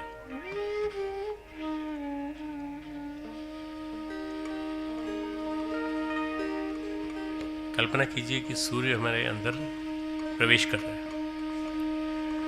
सूर्य का प्रकाश तेजी से हमारे अंदर प्रवेश करता हुआ और अंदर जो अंधेरा था हमारे शरीर के अंदर, उसको भगाता हुआ। शरीर प्रकाशवान, मन प्रकाशवान, आत्मसत्ता प्रकाशवान, सब कुछ प्रकाशवान।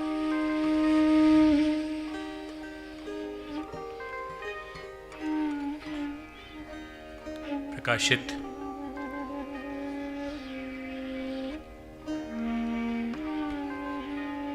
प्रकाश ही प्रकाश, अंदर से अंधेरा बाहर।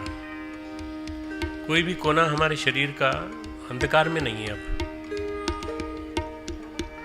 रात में थोड़ा सा रहा होगा, आलस से रहा होगा, थोड़ा भागता हुआ।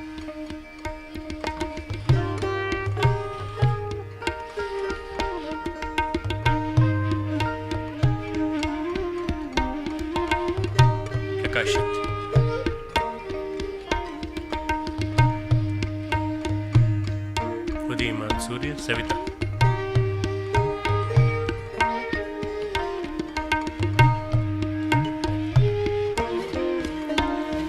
सविता हमारे ऊपर से नीचे तक, अंदर से बाहर तक, सब जगह कण कण में समाया हुआ।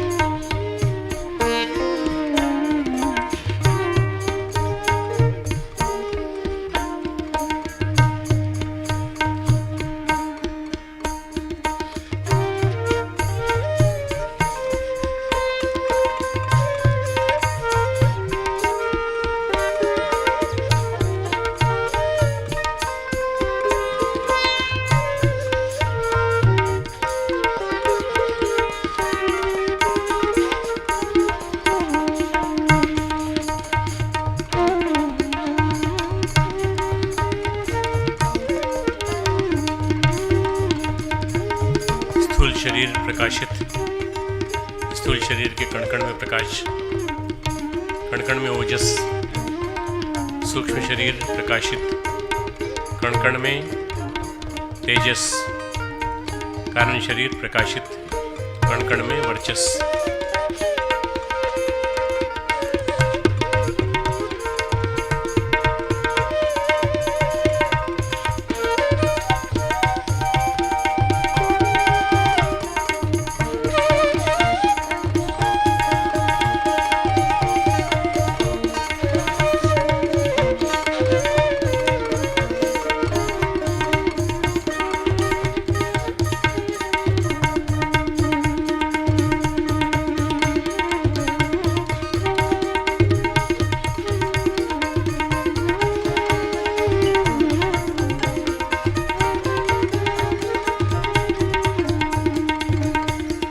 प्रकाश ही प्रकाश, चारों तरफ प्रकाश ही प्रकाश, पूरा शरीर प्रकाशित, दूर दूर तक प्रकाश की किरणें जाती हुई आप पूरी तरह से सूर्यमय हो गए, प्रकाशमय हो चुके हैं, ज्योतिर्मय हो गए।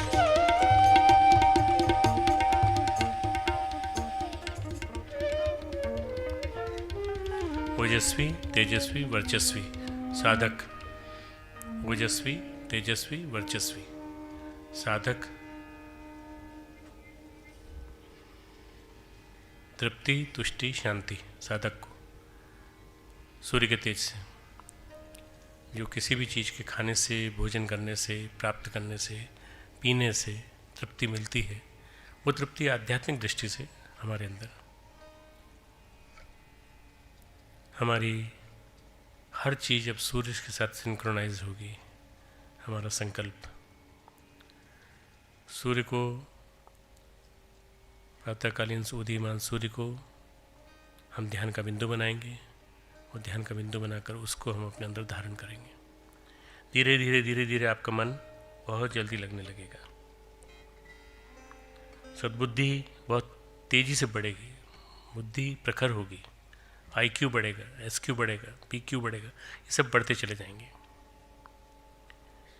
मेरे साथ साथ बोलेंगे, हिरण्मयेन पात्रेण सत्यस्यापि हितं मुखम तत्वं पूषन् पावृणि सत्यधर्माय दृष्टये। हे सबका भरण पोषण करने वाले परमेश्वर, हे सबका भरण पोषण करने वाले परमेश्वर, सत्य स्वरूप आप सर्वेश्वर का श्रीमुख, सर्वेश्वर का श्रीमुख, ज्योतिर्मंडल स्वरूप पात्र से ढका हुआ है। आपकी भक्ति रूप सत्य धर्म का अनुष्ठान करने वाले मुझको अपने दर्शन दीजिए। उस आवरण को आप हटा लीजिए। ओम शांति शांति शांति। लाइट्स ऑन कर दें, दोनों हाथों में लगाएं। ये जो है ईशावास्योपनिषद का 15वां श्लोक है। ईशावास्योपनिषद का 15वां श्लोक, इसको तुम ध्यान रखना है, बहुत महत्वपूर्ण मंत्र है, बहुत महत्वपूर्ण श्लोक है। ईशावास्योपनिषद जो 12 उपनिषद हैं प्रमुख, उनमें पहला प्रमुख उपनिषद ही है। अगर आपके मन में उमंग पैदा हो जाए और एक लय बन जाए, रिदम बन जाए, और केवल 5 मिनट का ध्यान सुबह का ये करने लगे, तो धीरे धीरे धीरे धीरे 15 मिनट का हो जाए, धीरे धीरे और थोड़ा ज़्यादा हो जाए, बहुत अच्छा है। पर गायत्री मंत्र के साथ इसको करेंगे तो बहुत बहुत मन एकाग्र होने लगेगा, तल्लीन होने लगेगा तन में। और सबसे बढ़िया परिणाम ये, परीक्षा में अच्छे नंबर, मन अच्छा, मन सुंदर, संतुलित, समस्वरित, हमेशा तालबद्ध, कोई दिक्कत नहीं होगी किसी प्रकार की। चलिए उस गुरु सत्ता को नमन करें जिनकी कृपा से ध्यान हो पाया। ओम नमोस्तु अनंताय सहस्रमूर्तये सहस्रपादाच्युतशिरोरुबाहुः सहस्रनाम्ने पुरुषाय शाश्वते सहस्रकोटि युगधारिणे नमः सहस्रकोटि युगधारिणे